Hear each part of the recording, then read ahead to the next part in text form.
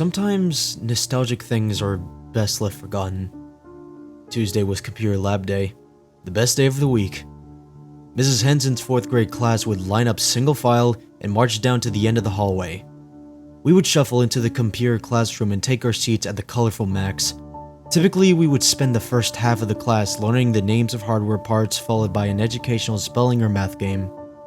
There were rare occasions where we would have the entire hour to ourselves, free to play the games we wanted. Most of my classmates would spend their time traversing the Oregon Trail, rolling around in Bugdom, or racing cars as cavemen. The game I played was not very popular. In fact, I think I was the only one who played it, mainly because it was an incredibly simple and somewhat childish, if 4th graders had the right to call anything childish. It was called Stop Till You Drop. The whole premise was to go through different stores in a shopping mall and collect little trinkets before the mannequins caught you. It was set in first person, and your score would increase as you picked up teddy bears, clothing items, shoes, etc., all worth varying amounts of points. The mannequins all stood in silly poses, like a ballerina dancer or a guy flexing. They would slowly move towards you if you spent too long in a store, and you would have to maneuver around them to reach items worth more points. The goal was to get to the mall entrance with at least 1,000 points and not have any of the mannequins touch you. And I never got to the end. As easy as it was to get the points, I was always caught making a break for the door. Every time I would hold the R key to run for the entrance, and a mannequin would come out of nowhere and block my way. It was always the same one, a male figure in a black suit tipping his top hat towards me. His other hand was outstretched, palm face up, and he was bent over in a graceful bow. No matter which route I took, the suit would pop up in my path and I would be forced to start over. Despite my frustrations with the game, I played it every chance I could. I even had it installed at home. Every day after school, I would get off the bus and race to our desktop, eager to get in a few tries before dinner time. I double-clicked on the purple shopping bag icon labeled STUD and the welcome screen appeared. Well, one day, however, something was slightly off.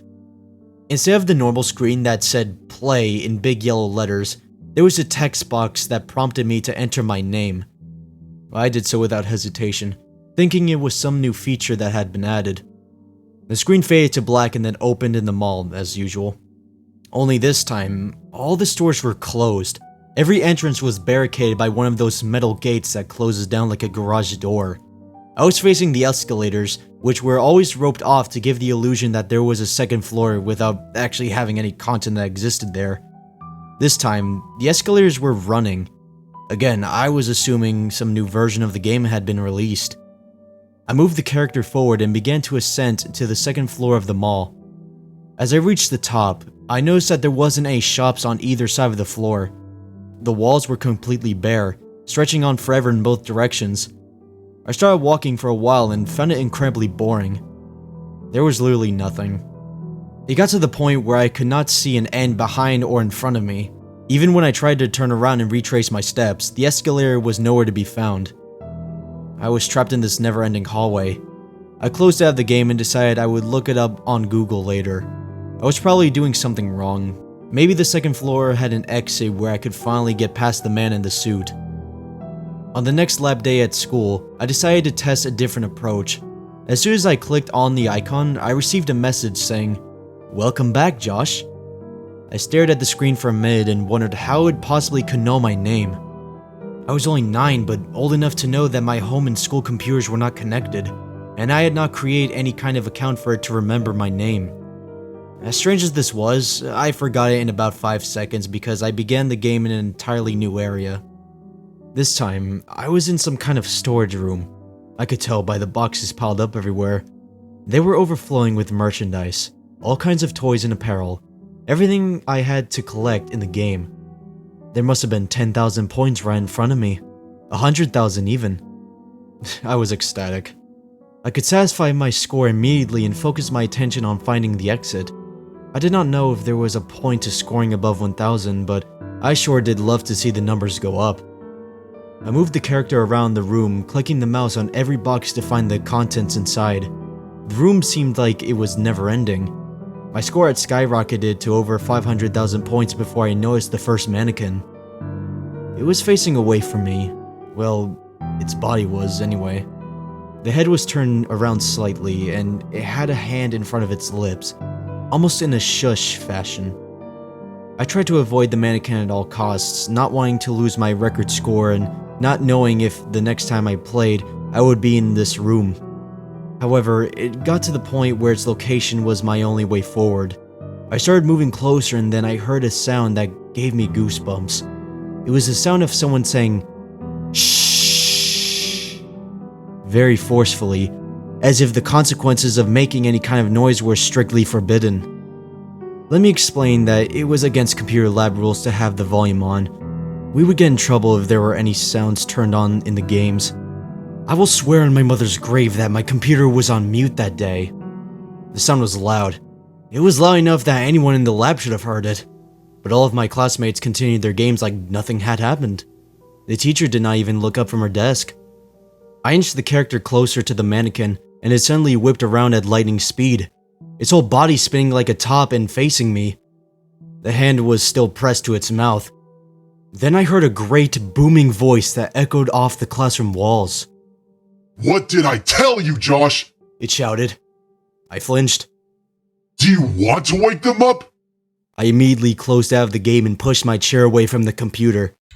Nobody around me seemed fazed by my reaction. I was terrified. I went home and went straight to my room, not bothering to even try the game again. I was both scared that this cartoonish game had turned dark, but also frustrated that I had lost such a high score and made no progress at finding the exit. I did not play STUD for several weeks. On computer lab day, I opted for number crunchers. I was nervous to try the game again, not knowing what I would find or what other scary things were in there.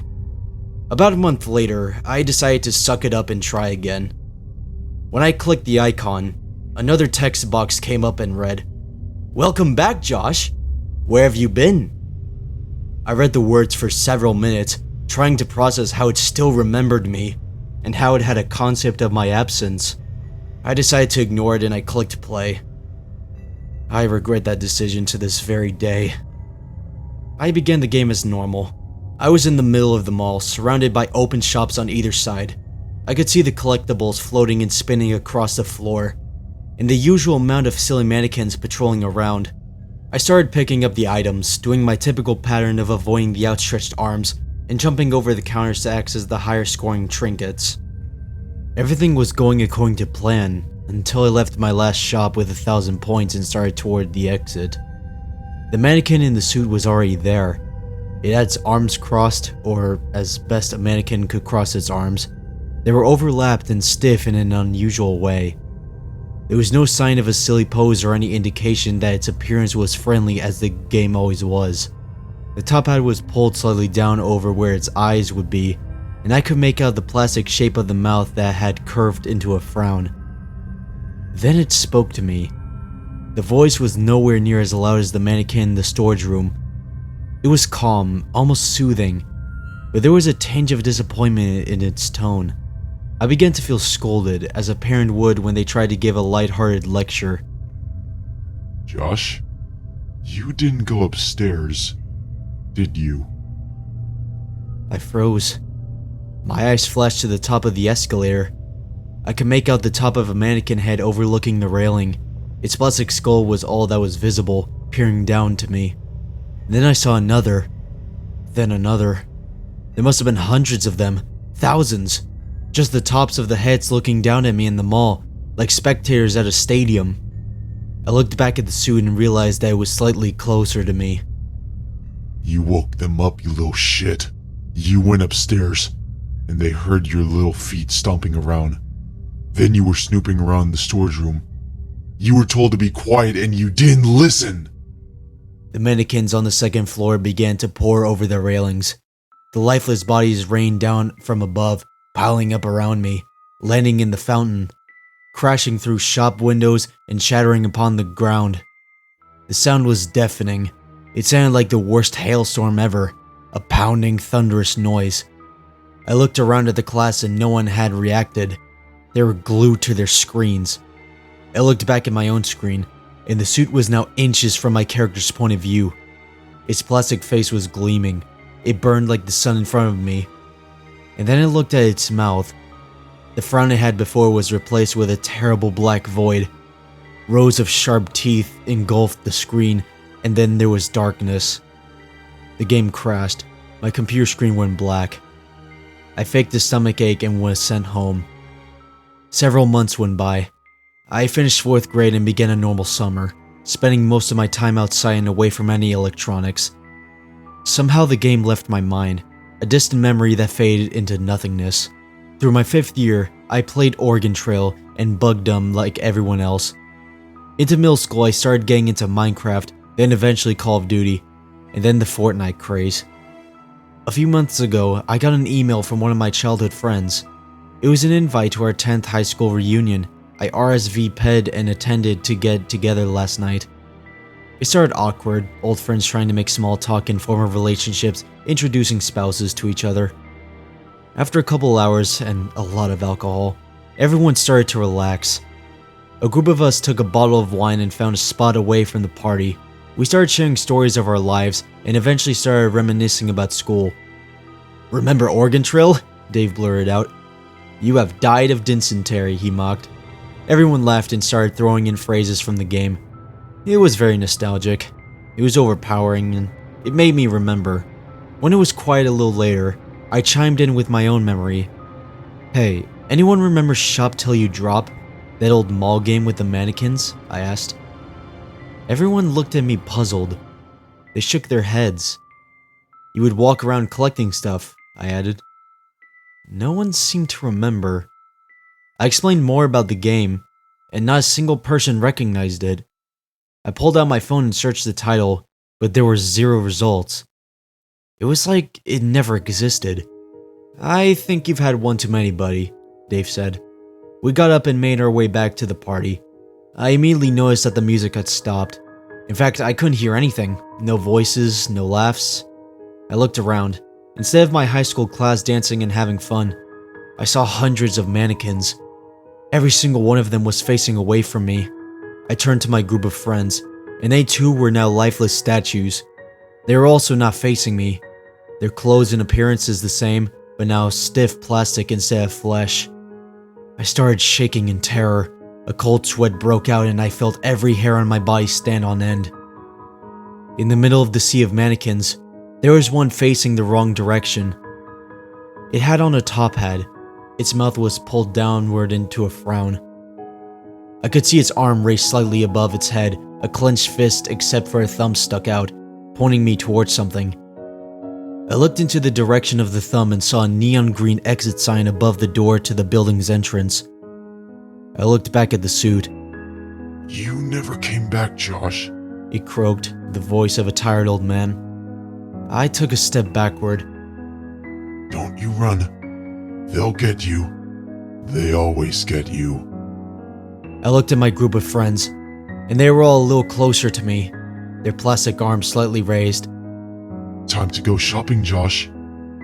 At once, the mannequins disappeared. The room was replaced by a mall food court. I was in the middle of rows of tables, looking out into an empty shopping area where little trinkets floated above the ground. In the distance, I saw the same green exit sign. My phone battery is at 7%. I've collected over 1,000 points. I need to get to the exit. But I can feel them watching me. I can feel him watching me. I need someone to remember. Please, does anyone remember STUD? How do I win? How do I get out of here? Please!